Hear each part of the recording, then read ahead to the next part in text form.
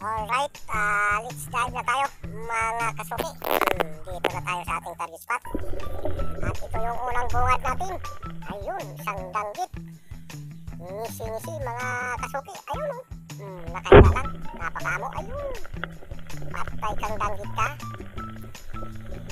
Ayan, unang bungad natin ay isang danggit. At dito, nakakita tayo dito ng isang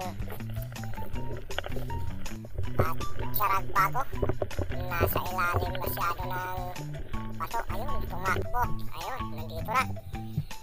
At dito, nakita pa rin natin. Ayun, sapul. Napakalaking sarag bago na mga kasuki.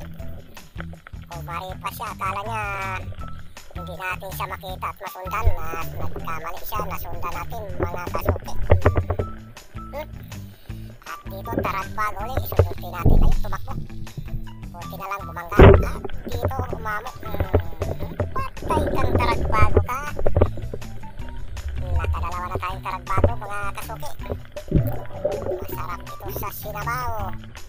At masarap din ito sa prito mga kasuki. Dito sisid tayo ulit. Ayun, nakakita tayo ng isang malaking butiti. At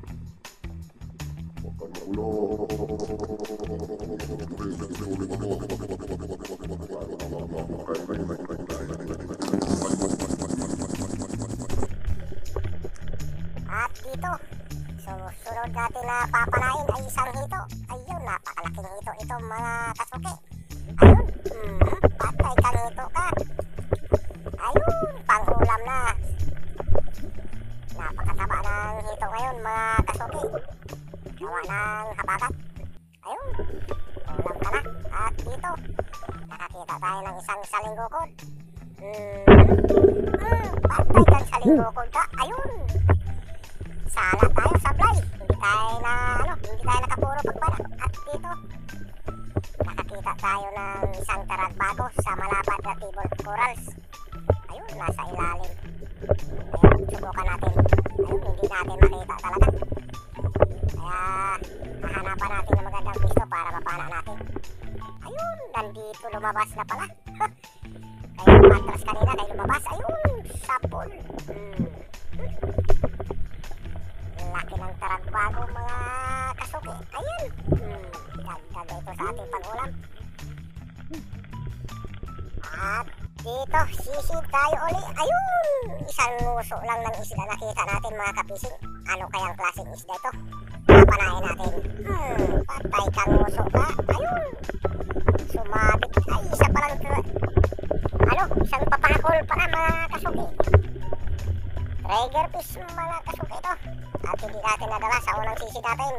At dito, nadala natin sa pangalawang sisid na natin. Ayan, isang papakol o trigger fish. Iihawin natin ito bukas. Ang sarap nito sa inihaw. At dito, nakakita tayo ng isang baho-baho o lanuhan kung tawagin dito sa amin. Patay kang lanuhan ka. Sarap nito mga kasuki sa kinilaw. Manamis-namis ito lalo pag may linagang kamuting kahoy o kamuting baging. Napakasarap nito sa linagang kamuti kinilaw nga lanuhan. Yummy! Yun o! Ha? Dito sa sunod, isang lanuhan pa rin. Aha! Patay patay ka ngayon. Pangalawang lanuhan natin. Mga kasuki, patay ka sa pool. Ayan, nakadalawang lanuhan na tayo. Dalawang piraso ng kikilawin natin ito bukas. Lanuhan mga kasuki. Ayun. Dali, nakadalawa na tayong lanuhan. Dalawang pirasong kikilawin natin ito para makuha sa block. At dito, sisid tayo ulit. Ayun. Hindi tinamaan yung isang danggit. Ayun, kumaripas. At sa unahan lang tumigil. Ayun na. Akala ko lalayo siya, hindi naman lumayo. At nasa unahan lang pala. Ayan, sakol. Ngisi-ngisi. Sa iba naman yan, imot-imot. Kasi pag natinig ka, siguradong imot-imot ka talaga. At dito na tayo sa gilid. Nakakita tayo ng isang borlawis na malaki. Ay, kumaripas pa. Ayun, sumuksok na. Sige. Ayun. Sumuksok. Patay ka. Malaking balawis na ito mga kasuki. Nandito na sa tabi. Kasi papagilid na ako. Napakalakas ng ano. Napakalakas ng current mga kasuki. At solo dive tayo. Ito sa gilid danggit.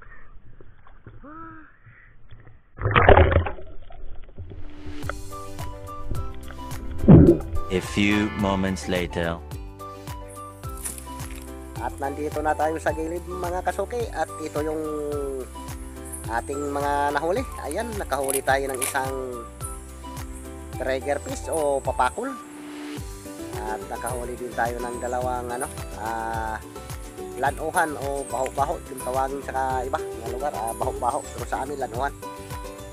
At meron tayong mga hito at danggit mga kasuki. At tumili tayo agad kasi wala tayong kasama. Nag-iisa tayo at napakalakas ng current.